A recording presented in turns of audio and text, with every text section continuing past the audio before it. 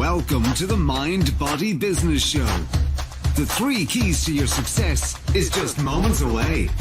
Here's your host, Brian Kelly. Hello, everyone, and welcome to the Mind Body Business Show. I am so excited, so happy you're all here. We have an amazing show lined up for you tonight. Immense value, as always, with yet another highly successful entrepreneur who is waiting in the wings. She's coming on shortly. You don't want to miss this show. You're in for a big ride. Let's get going. The Mind Body Business Show, what is that all about? Well, about 10 years ago, I began focusing on only successful people and wanted to understand what it was that made them tick. How did they achieve greater levels of success than, say, I did? What was it they were doing? What were the habits that they had developed? How did they think? What did they do, like physically? What did they act on? How did they go about their daily lives?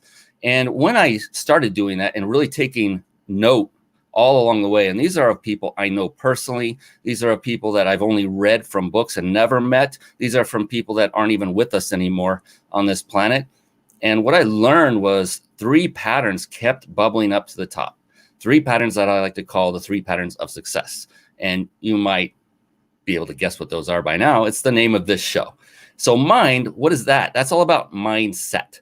So all of these successful people, to a person, had a very, very successful, powerful, and flexible mindset. Flexible being the key, powerful being right behind it. And they knew and found ways to become positive very quickly, even in the light of very negative events. So they knew how to control their attitude, and that was phenomenal. So I thought, wow, I want to learn that, and have since done that. And then body. Body is literally about taking care of yourself, and that's both from an external and an internal vantage point. External being exercise. So that's working out, exercising on a regular basis. Doesn't mean you have to go crazy. It just means get out and exercise, or do it inside. Just continue to do that on a regular basis. And then inside is nutrition. What are you ingesting? Both food and liquid. And that's another trait of successful people. They always took very good care of themselves that way. And then business, one of my faves, because business is multifaceted. There are things that these successful people needed to master to become as successful as they were. And these are things like marketing, sales, team building, systematizing, leadership. There are so many facets to it. I could go on and on and on. This is just a tiny, tiny example of it. And you might ask, well, how does any one person become a master at so many skill sets? And the answer to that is you don't have to. It's just one skill set. If you can master that it will lead into you being able to surround yourself with those who have it. And that is the skill set of leadership. I mentioned that as one of them. So once these individuals had mastered leadership, they could now scale their business by bringing in those individuals that had those skills, those skill sets that they had not yet acquired or took the time to learn. Because to be honest, one person will learn every skill set that's needed to build and maintain and grow a thriving business. I don't know if one could complete them all in one lifetime, to be honest. And so those are the 3 main pillars or patterns of success, mind, body, business. This show is all about you. It's about entrepreneurs by entrepreneurs. It's for entrepreneurs by entrepreneurs. And I mean, for successful entrepreneurs. This is here to help you to achieve success. This whole show, the whole purpose is to show you what makes other successful people, such as our guest who's coming on, Julie Coraccio. Can't wait for you to meet her.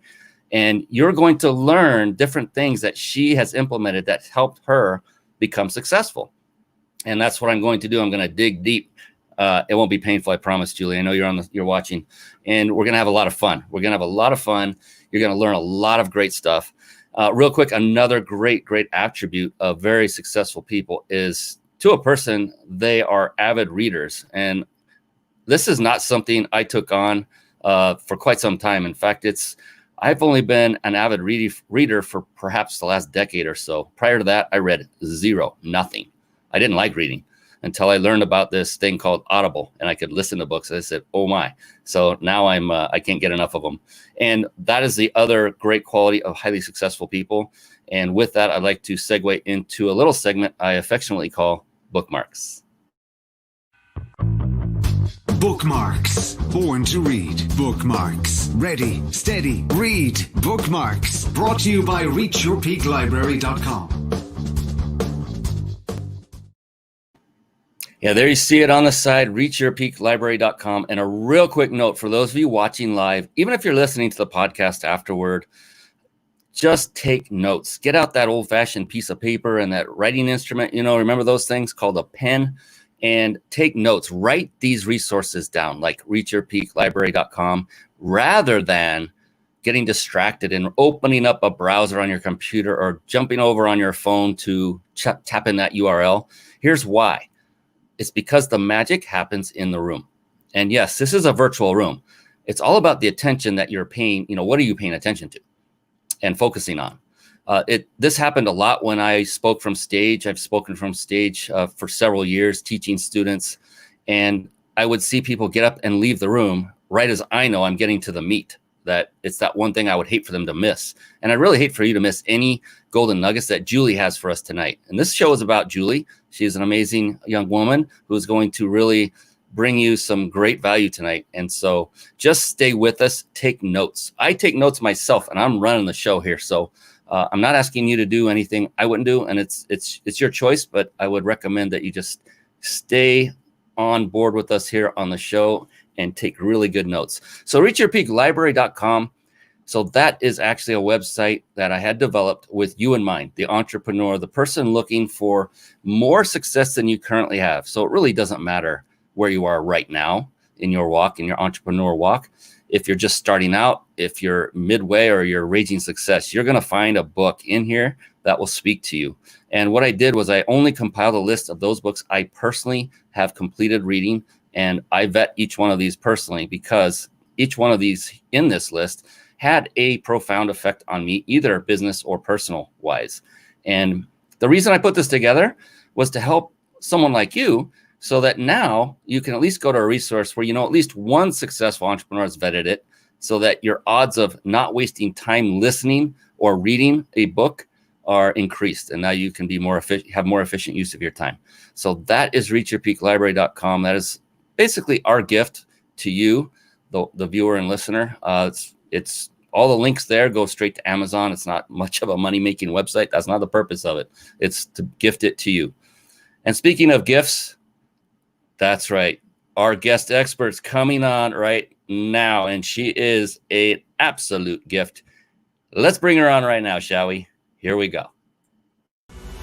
It's time for the guest expert spotlight. Savvy, skillful, professional, adept, trained, big league, qualified. And there she is, ladies and gentlemen, the one, the only, Julie Coraccio. How are you doing this evening, Julie? Hey, Brian, I am thrilled to be here, and thanks for having me. And thank you for all you're doing to support entrepreneurs. I wish there would have been a resource like you when I was starting out. Oh, you're so sweet. Thank you so much. And, I used to say stuff like, I wish that existed back then. And I'm glad it didn't for you, because you wouldn't have gotten the life experience that's catapulted you to where you are now had you been distracted by someone like me.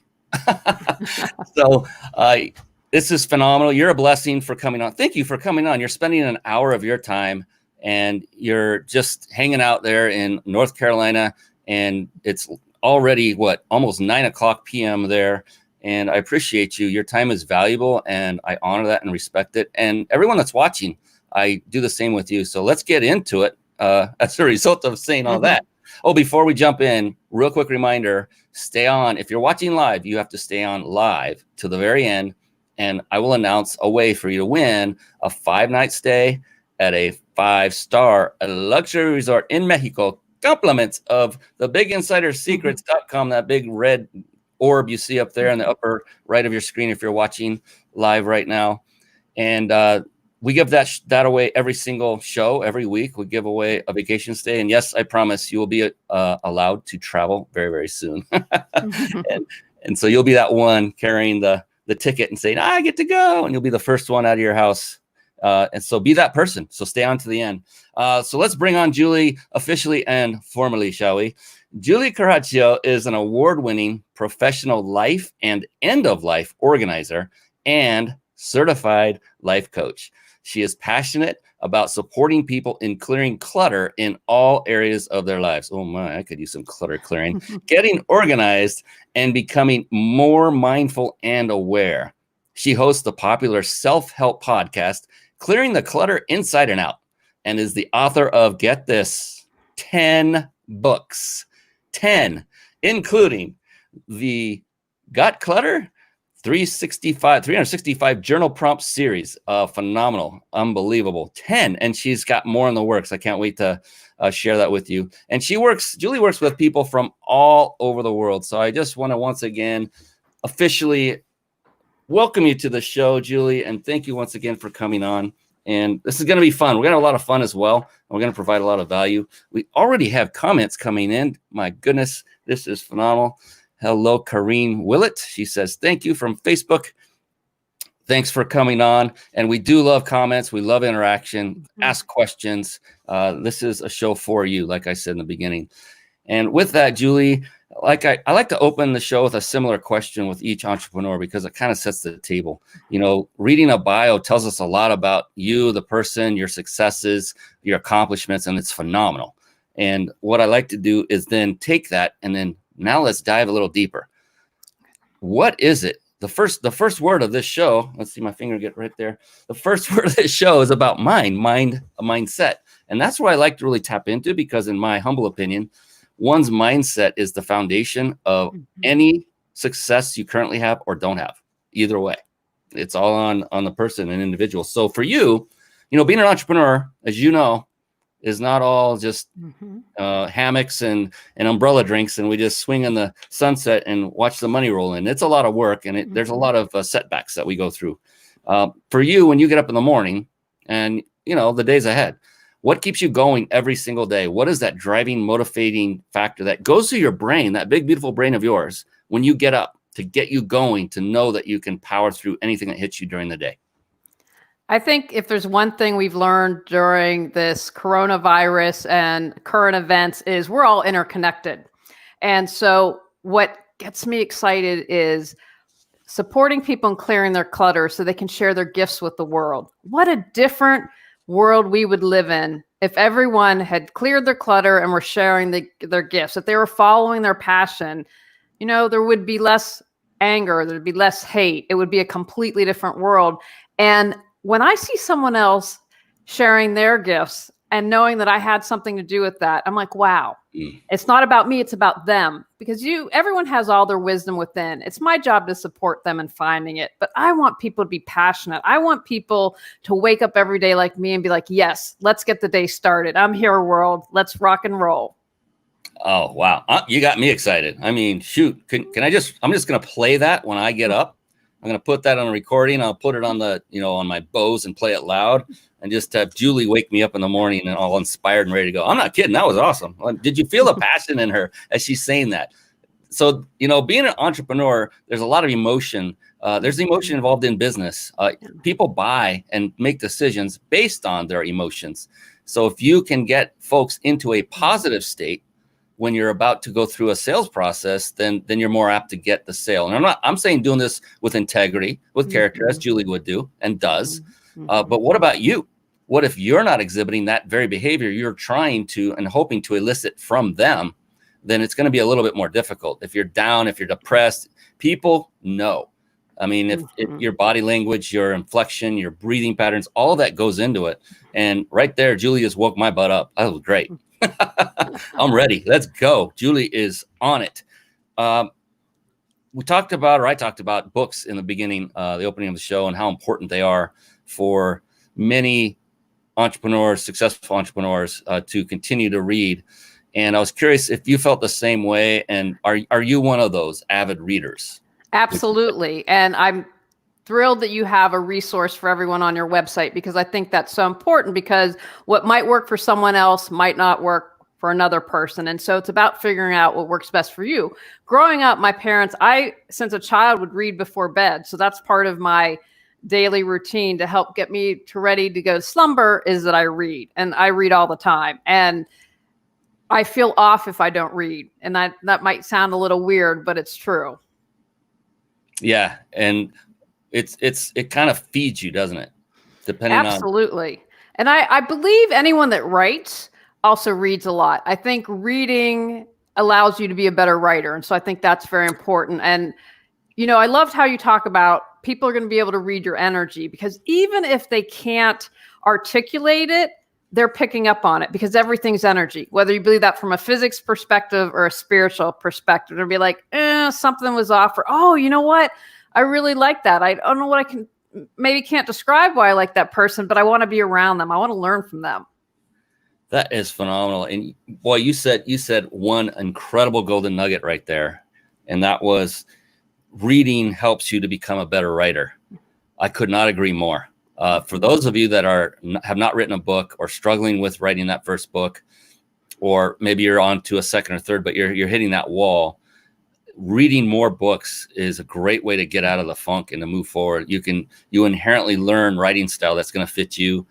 You inherently see how big a book is, how thick it is. If one resonates with you, maybe pick up that style and then make it your own. Yeah. You're so right, because, you start mimicking others that you learn from. That's what we all do as humans, right? We model others from Absolutely. what we've learned. Mm-hmm. And so if you read really thought-provoking and mind and body nurturing material, then you're going to write in a similar manner. So make sure the books are of high quality, that they've been vetted by somebody. At least look at Amazon reviews at a very minimum, and make sure that you're feeding your mind something good. But thank you for that. That's a phenomenal tip for anyone writing books. And this young lady should know, 10 already done. How many more in the works?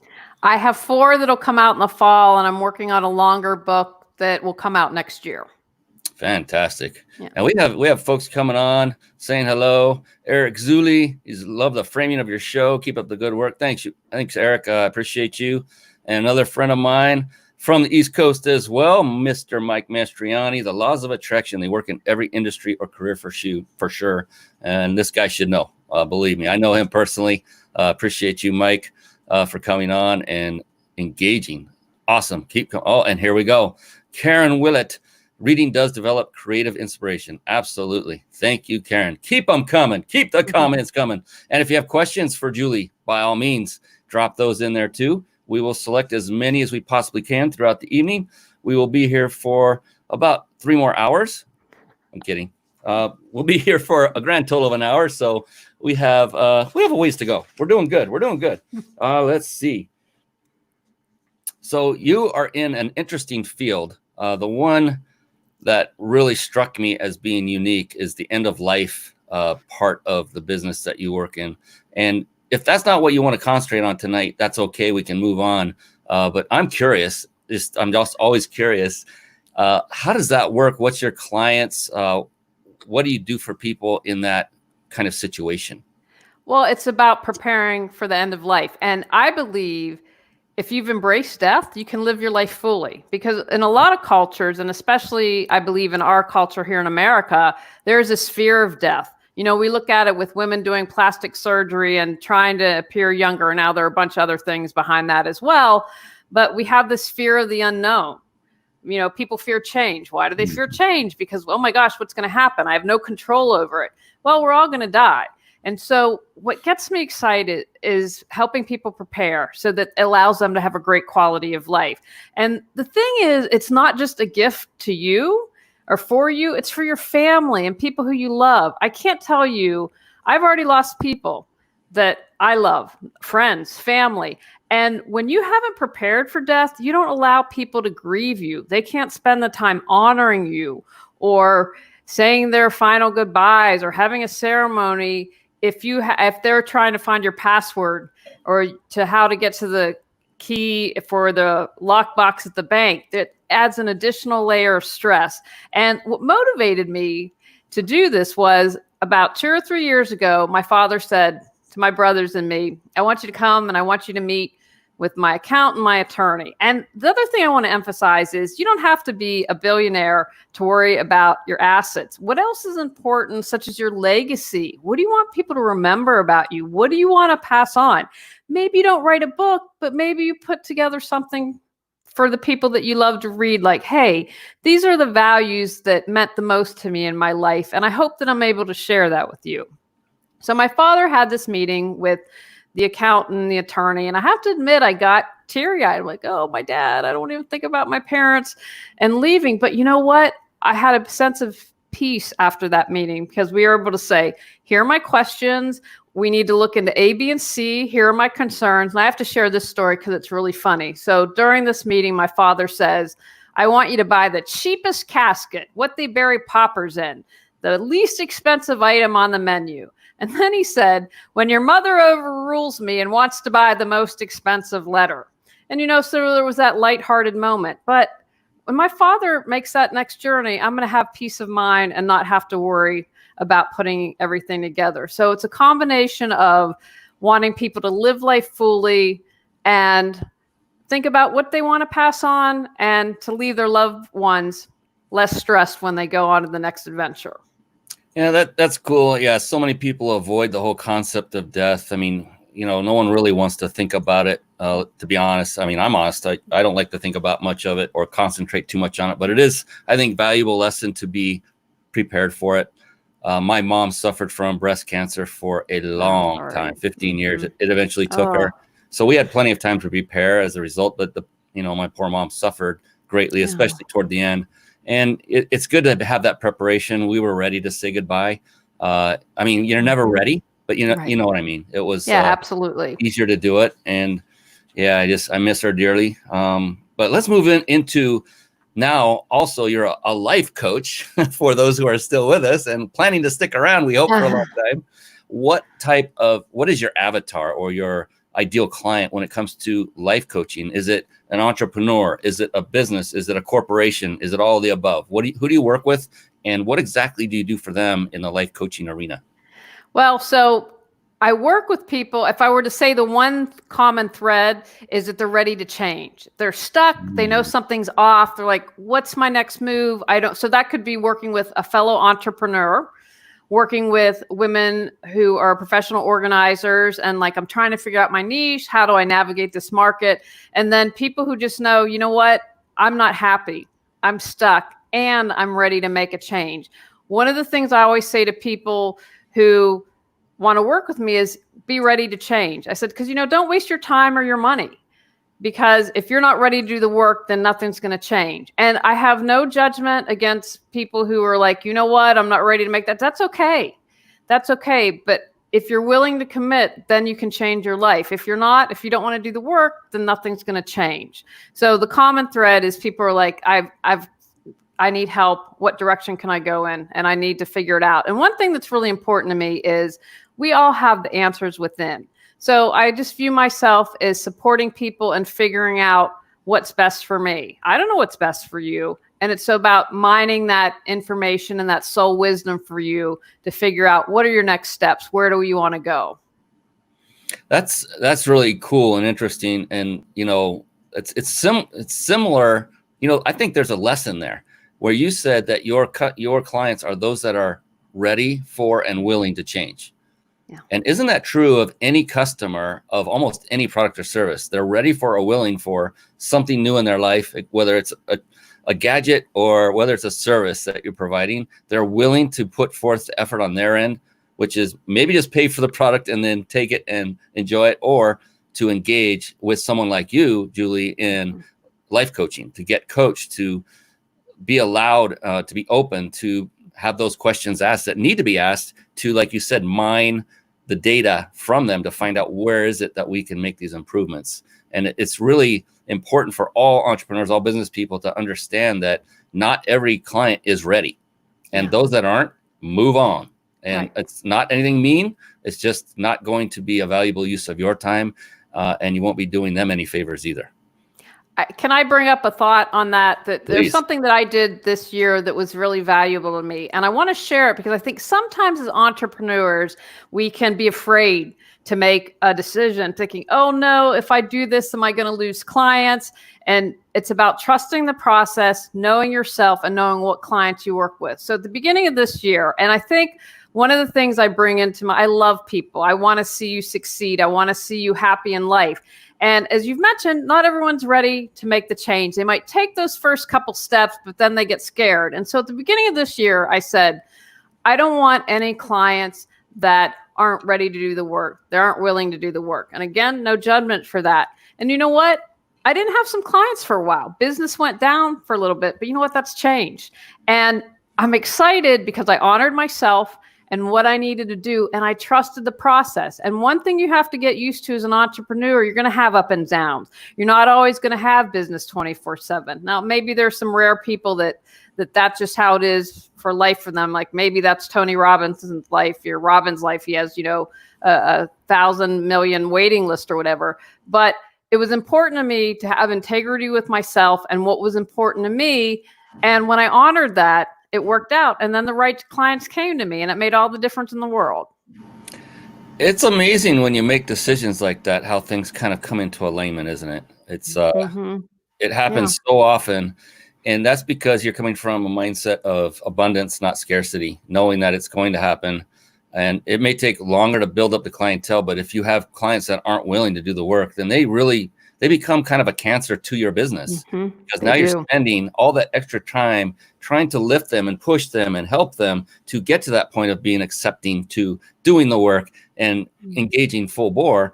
Now you could have been bringing on those clients that like you are now attracting that are a fit for you, that are ready to put in the work.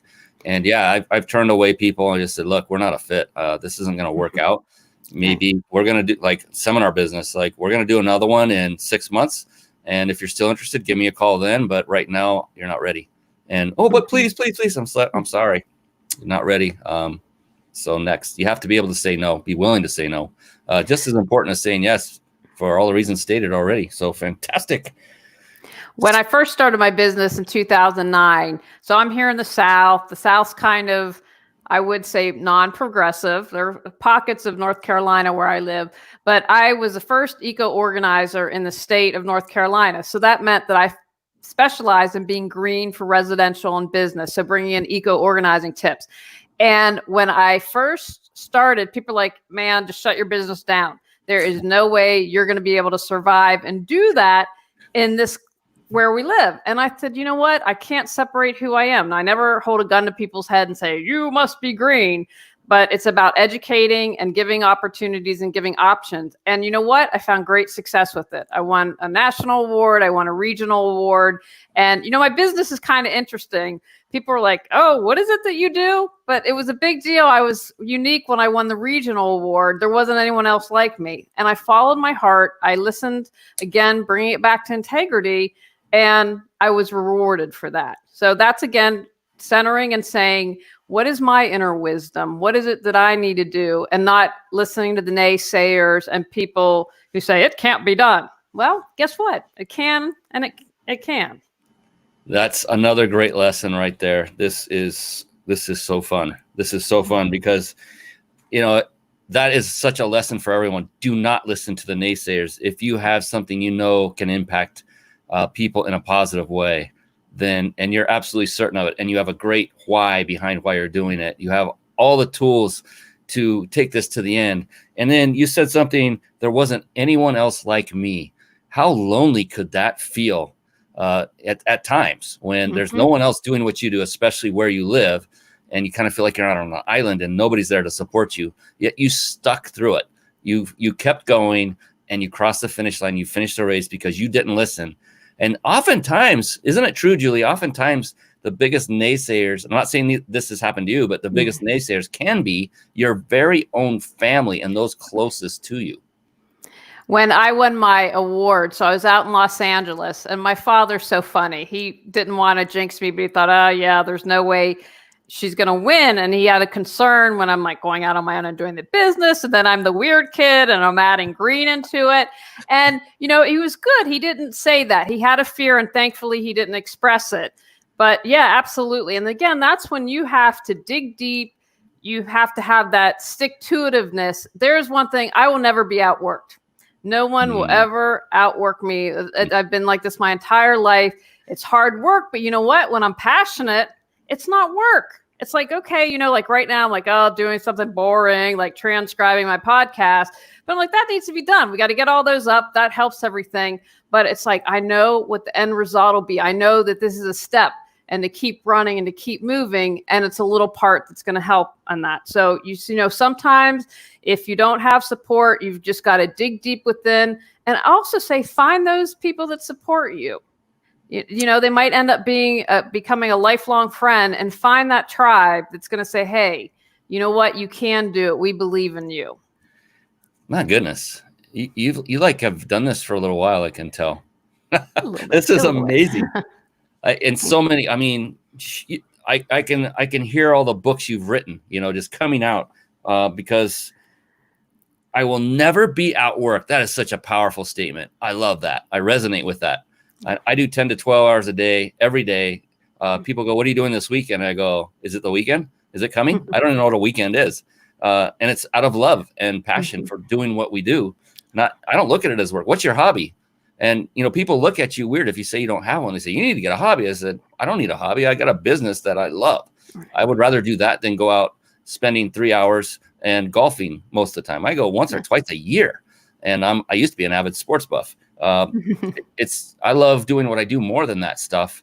Now I love spending time with my wife for sure, and make time for that. And we go out, but of course, yeah. You know, so family for me is always first, but I love what I get to do. And if you don't, I'm talking to other people, of course, here, Julie, that are watching and listening, then maybe rethink that and look for something else that might be something you desire more. This happened to me recently. I was just telling Julie right before we came on live. I recently completely changed my business model. I was in the fitness industry for 7 years. And last year, I did a complete shift over to automation. Like, we're talking Geekville here. And I love it. I am so much happier. I loved fitness, and I was happy doing it. I wasn't as happy as I could be, and I didn't even realize that my true passion was in automating the bejeebers out of business processes, from websites to software to you name it. This is a perfect question that just came in. We got 2 of them, actually. Great. Thank you, everyone. So Mike Mastriani asks, what are the basis of your books? Yeah, we didn't even touch on that. It wasn't in the bio, but we kind of blew on past that, or I did. What are your books? You have a whole series. What is it about, and who does it help? Okay, great. Thanks for the question, Mike. So I have a book. We have the journal prompt series, and I have a book called Clear Your Clutter Inside and Out, which is based on the name of my podcast. And it also has a companion workbook. And so that's 21 standalone chapters to help you declutter your life. And it's a little more hand-holding than the journal prompt books. And that was I did that purposefully. It's for people like you have take action items, like give you examples, real life examples from my life and clients that I worked with. So it's clearing your clutter physically, mentally, emotionally, spiritually. And then my bonus chapter on energetic clutter, because that gets me excited as well. And then the other books are all part of the journal prompt series. And so what the purpose of that was, is we all have the wisdom within, which I've mentioned several times. And so what I did with that book is showed you how to take action, how to create a game plan to move forward. And then you have all the questions to answer. And I did something a little different that I haven't seen in other journal prompt books. And so I have 2 questions on a page, and then I have a line with a little lotus. Like if you've seen a legal pad, think legal pad. Yeah. And I did that so you can write your response. And then after you've done that, take the meat. What is most important of everything that I wrote? And again, and then you can take that on the other side and say, okay, this is what's most important in the answer to the question. When people have a lot of clutter in their lives, whether it's mental clutter, they tend to get overwhelmed. And so this was just an additional step if people want to take to suss out the information and make it easier. So the journal prompts are more do it yourself. I take you through how to move forward, but it was really about accessing your own wisdom. And Clear Your Clutter Inside and Out delves into 21 different ways to declutter your life. Fantastic. I need decluttering. Definitely. You should see my environment. It's funny. So many people say what you said before we came on about how organized I was, and I laugh because I am far from it. It's because the automation I put in place that made it, and it's not to make it look like it's organized. It's just to get the job done. But it's so funny. I've heard that comment so many times, like, "Oh, if you only knew." And here's another great question. Oh, yeah. And Mike said, "Great, thank you. You're welcome, Mike." Thank you, Mike. Thank you, Julie, for answering that. And we have another one from Karen or Kareen. I'm guessing that's Kareen Willett. How do you remain balanced and still effective when helping your clients through their life-changing events? Great question. Oh, I love that. Thank you for asking that. I have to take care of myself. I have to be the best that I can be in order to serve my clients. And so I practice what I preach. It's about meditating every day. It's about what Brian's talked about. It's about getting exercise. As soon as I'm done the interview tonight, I'm going to go out and walk with my husband. I walked earlier in their day, but it's doing that. And one of the things I've really had to learn is to have outstanding self-care for myself, because as an entrepreneur, you can easily get burned out, right? Even if you're passionate and you're working those long days, you have to make sure that you do keep your life in balance. Now, I also realize that I can't exercise every day. And what I do is, am I hitting good self-care in all areas most of the time? And if I do that, then my life goes really smoothly. And if I'm not, then I'm all about awareness, self-awareness, and checking in. I'm like, what do I need to do today? And so one thing that I try to do and incorporate, now things have changed a little bit with everything that's gone on. For instance, I haven't been seeing clients in their homes, and that will probably continue for a while. That's the decision I've made. So when I'm mainly working at home and have more flexibility in my schedule, I'll wake up and say, what is it that I feel moved to work on today? And one thing that I love about that is then in that moment, I'm working on what I'm most energized and passionate about doing. Maybe it's writing, maybe it's recording a video. And so I do different things, and I like variety a lot. So it's really about being aware and having outstanding self-care and just paying attention. And if I need a break, I need a break. One thing that I've learned throughout this process, if I'm working at home for a day, now obviously if you have clients, you don't schedule around it, but I take time out usually in the afternoon to snuggle with the cats. The cats have said, hey, I need some time, and I've discovered it's really good for me. So it's just about being aware in all areas and trying to do the best you can most of the time. And if you've got it covered most of the time, you're doing a good job. Does that answer your question? Was that helpful?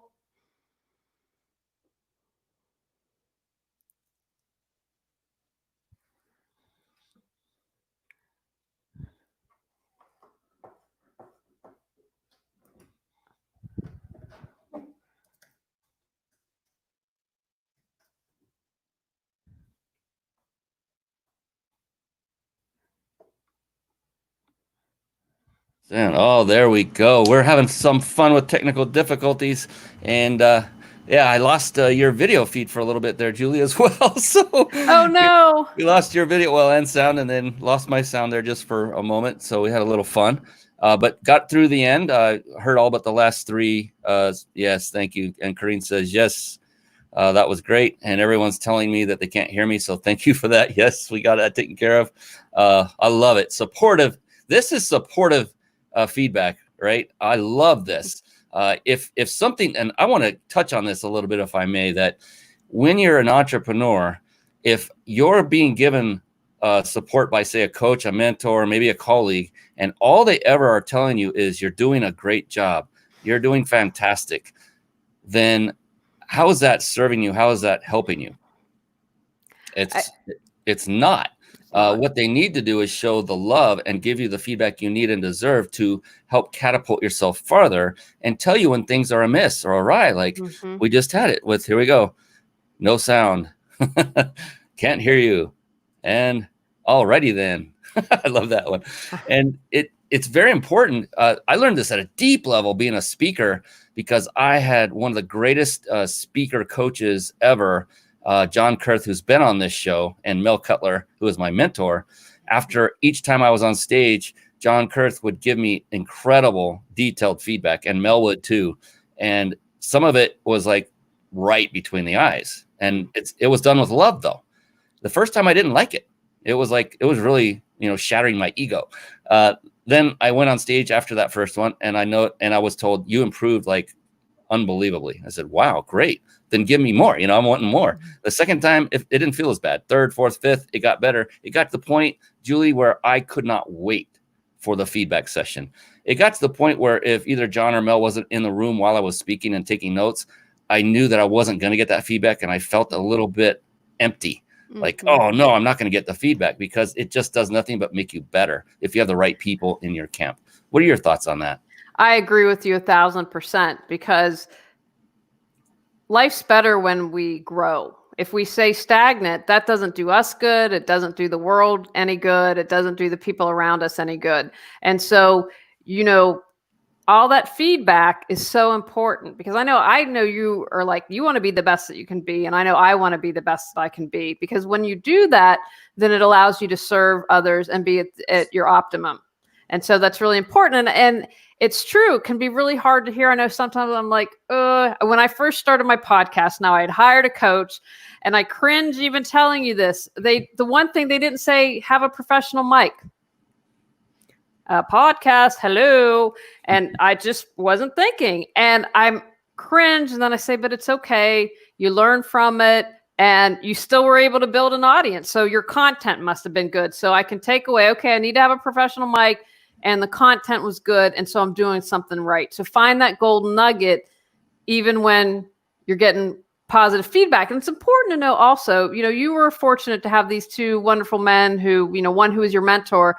They were giving you constructive criticism. If people are giving you the crappy criticism that's maybe coming from jealousy or something else, let that slide. You don't need to listen to that and waste your energy on that, and practice building those muscles to understand and hear constructive criticism, and know, what, this is going to take me to the next level, and set aside the junk. Exactly. I always use a metaphor, like if when you step out on that ledge of comfort, you're stepping off of that ledge and you're no longer comfortable. That means you're fearing the unknown, something you're afraid of that's going to happen. And you may know that you're going to get feedback and not be looking forward to it. But the thing is, it's important to be comfortable with becoming uncomfortable, and know that you're going to always, always improve. And what I like to say is, if you're in a ship and you're in the water and there's no wind blowing in the sails, and you're pointing in the wrong direction, can you steer it and change course? Well, no, because you're not moving. Now, if you start moving and you're still pointing in the wrong direction, but at least you're moving, do you have the opportunity now to right the course and change course? Yes. And does that mean when you point it, it will be going directly at the right spot at that very first turn? No. But you can continually make those adjustments until you found that sweet spot, and now you're on the right course. And that's what I love to talk about, is like, unless you're taking action, unless you're moving, if you're not moving, like you said, Julie, you're becoming stagnant. And, a ship that doesn't move is obviously it's going nowhere, right? So, right. But you can't right the ship, so to speak, and point it in the right direction toward your end goal. And so I love to bring up that metaphor from time to time. So this has been a lot of fun. I'm looking at the time. We're doing great. And one of the things I want to point on, there's a couple more business related. If I can squeeze them in before time, we're doing good with comments and questions from the audience, is talking about skill sets of entrepreneurs on the business end of things, with all the different skills that are necessary to not just start a business, but then to keep it rolling, then to grow it, and then to continue it, even in the face of all this external stuff that can happen that many have been affected by. What would you say, you've been doing this for some time now, at this point in your entrepreneur walk, at this point, what would you say, if you were to be able to pick out just three, what would you say would be for you the top three most important skill sets that you have acquired that you would say for people to concentrate on for their business? Stick-to-itiveness. You're going to go through some rough waters. That's just how it rolls. So you have to be able to stick with it. I think that's super important. Flexibility. I used to say that I was about as flexible as wood. So being an entrepreneur has allowed me to be more flexible. Like, for example, I used to be deathly afraid of public speaking. And I'm not kidding. The first time I went to a networking event and they gave me 30 seconds to talk about my business, all that came out was my name and my business. And luckily, it was a really wonderful group of women. And they said, you can do it. Just take a deep breath.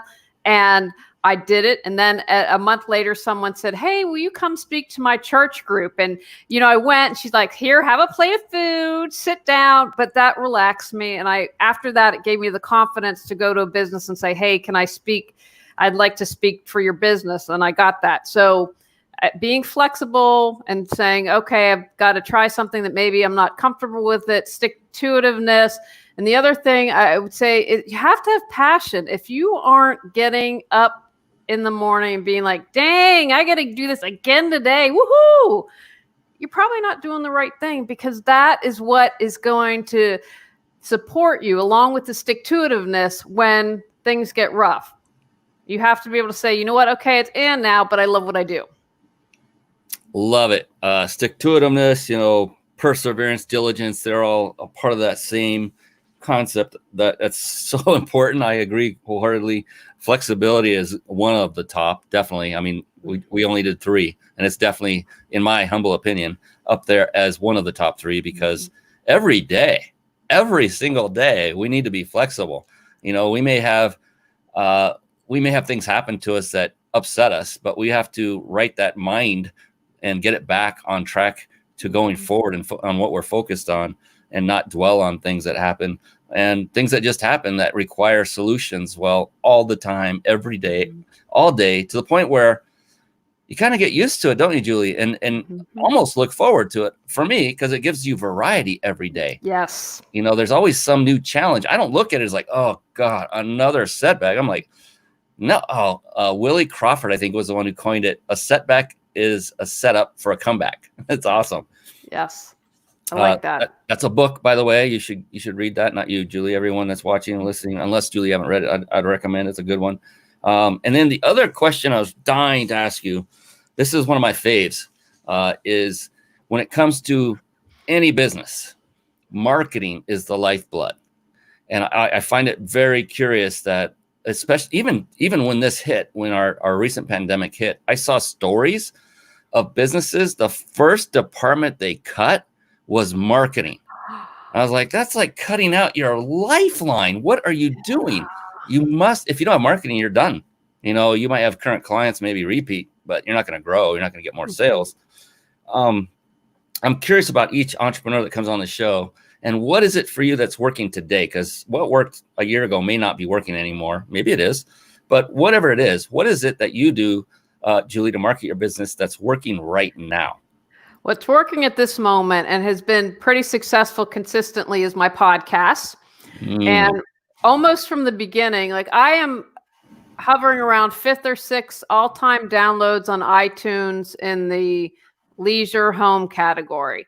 And what's interesting about that is I now, for the past couple of years, take a break. I take a 6-week break in the summer and the winter, but people are still downloading a lot when I don't have new content. So the podcast, I also put the podcast on YouTube. And so that is something that's worked really well for me. And the books, because one of the things I have with the book is I was like, hey, you've purchased the book. I've got a free gift for you. So email me for your free gift. And then also mentioning, hey, I have a free 15-minute consultation. So using that as a platform to reach people. So I would say that those are the top 3. I have not found success. And that's why I was like, you have to figure out what works for you. I was talking to someone the other day and I said, they were just starting their business. And I said, play around with the platforms. Think about who you want to reach. Because, I'm not on Snapchat. That's not my, that's not my audience. No one's going to hire me from Snapchat. So I'm not wasting my time on that. But if I know, okay, here's where I can be successful. Like, for instance, Facebook ads never worked for me. And I hired someone to do that. And so that was a complete bomb. But I know, okay, I have these 3 things and that's what works. And that's what I'm going to do. Oh, the other thing I have to mention, my brother has made me do this. So he is an online marketing guy. And so when I was like, oh, my books are coming out, I need help with SEO. And he's like, talk to me after you have blogged twice a week for 4 months. So I was like, okay, but I'm telling you, I get the juice from that. that has made a huge difference. And bringing in the organizing skills, one of the things I try to do with work is chunk it out. So, okay, I'm going to spend a day on content. And how can I repurpose that? And I'm like, let's see if I can pull out some social media posts from these blog posts. And so it's not about reinventing the wheel every time. But I would say those are the 4 big things that consistently have worked well for me. I love how it all started off. I think what you started off with is probably the holy grail at this very moment is podcasting. And it takes on several forms. People even call what we're doing right now a podcast, even though technically it's audio only podcasting is, at least currently. But and this show gets repurposed into audio only podcast as well. And the interesting thing to me on this, Julie, is podcasting has been around a very long time. It's an older strategy. It's an older technology. It's an older platform, if you will. And what I found interesting is about a year ago, I was talking to a friend of mine who is a successful entrepreneur in his own right. And he mentioned something about podcasts. And I said, "Oh, you do a podcast?" He goes, "Oh yeah, you don't?" I said, "No, not yet." He's like, "Oh, Brian, they're like, you've got to do a podcast. It's like my business is crushing it as a result." I was shocked. I said, "What? Podcasting? Are you kidding? It's audio. How do you wait?" Okay. So I decided that I would immediately start repurposing this very show into podcast format. By the way, I didn't mention this, Julie. This is show number 100, and you are on it. Phenomenal. I'm honored. I feel, wow, show number 100. I like that. Yeah. Congratulations. Thank you. I only do this once a week, so that's a couple years worth. Oh, and I wanted to bring that up when you said something about you said your brother talking about blogging Yes. Twice per week for 4 months. So I I saw an interview on YouTube with Lewis Howes. Are you familiar with that name? Mm-hmm. Yeah. And he was asked a question. He said, if you were to give advice to somebody who wanted to start a podcast, what would you say to them? And he was smiling before the question. And then as the question came in, he got a little more serious. And he says, well, what I would tell them is if you're going to do a podcast, then you must commit yourself to be, you must be consistent. You must do it consistently, whether it's once, at least once a week. Mm-hmm. And you must commit to doing it for no less than 2 years. And if you can't commit and you're not going to commit, then don't even start. And I applauded. I'm watching, a recorded video and I'm here clapping my hands. And it's because it takes time. And I don't know if it took you less time, but that was a sweet spot right around year 2. I mean, it's been a few months ago when my business started taking off because I'd been doing this and showing up and showing up and showing up and continually doing it. And yeah, it's a video form of podcast. It's also in audio too. So I totally agree with the podcast thing that everyone has a message. Every entrepreneur should have a podcast about their service, their message, something relatable back to you and your brand. Absolutely. Yeah, I agree 1,000%. Did someone say, I just heard this literally the other day, they're like 1 million podcasts, but then I think it's now 10 episodes, but the majority of those quit after 10. And so that guy's advice of 2 years was spot on. I mean, and I started the podcast back in 2014. Was it? Wow. Yeah. In September of 2014. And what's interesting is when I started my podcast, Marie Kondo landed in America. And I feel a little better now because I'm like, we're kind of, her husband's a marketing genius. I'm like, okay, I don't feel so bad that she, it just we've had some, I have listened to her and I love her energy and she talks about gratitude. So she's totally speaking my language. But to me, there was something in the ether saying, okay, you have to do this. But at the time when I started my podcast, it was very unique. No one else was doing, and I'm still fairly unique because I talk about clutter in all areas of life. So I'm grateful that I got in when I did. Yeah, definitely. And look at that. That's 6 years and you're still going strong. How often do you do episodes? Once a week? Once a week. And in August, I'll celebrate 350 episodes.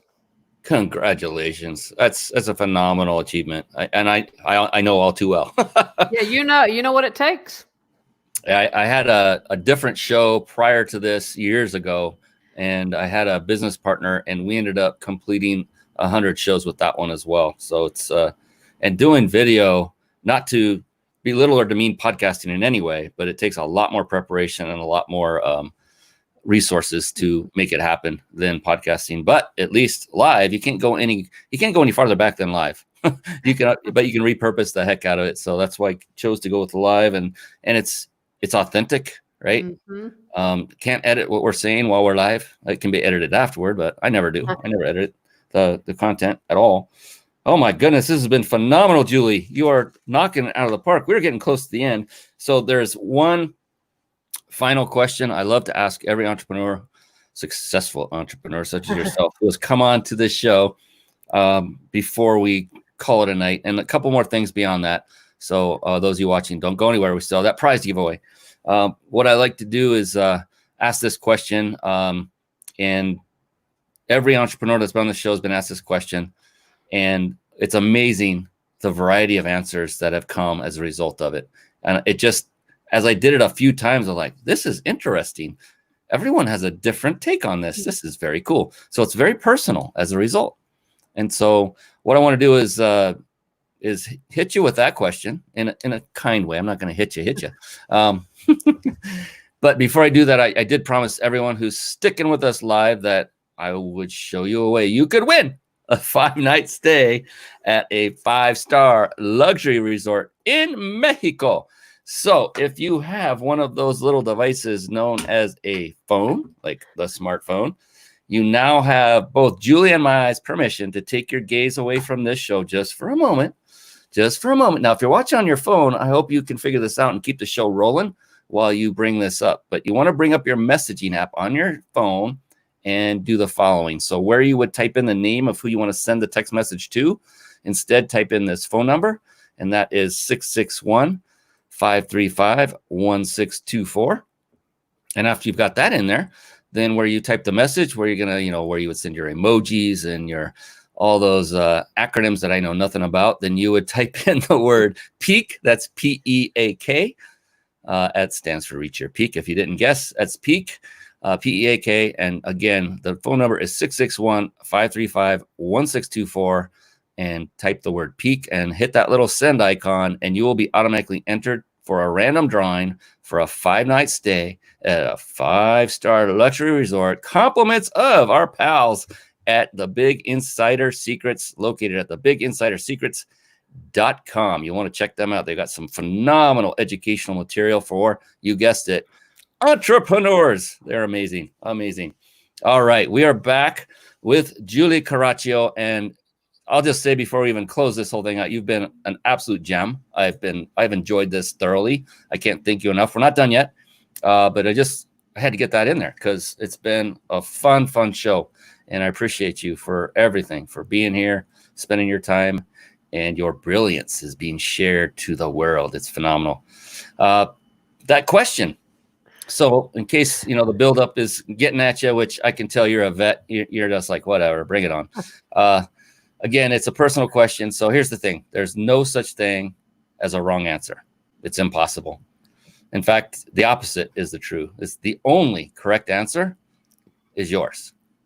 Okay. I mean, that kind of takes it all away. It's like, oh, okay, cool. Now the curiosity is even more heightened. What the heck is he going to ask me? Are you ready? I'm ready. All right. And then after the question, after we get the answer, we'll come back. We're going to find out how you can connect with Julie directly. And then we are going to ride off into the sunset. All right, here we go.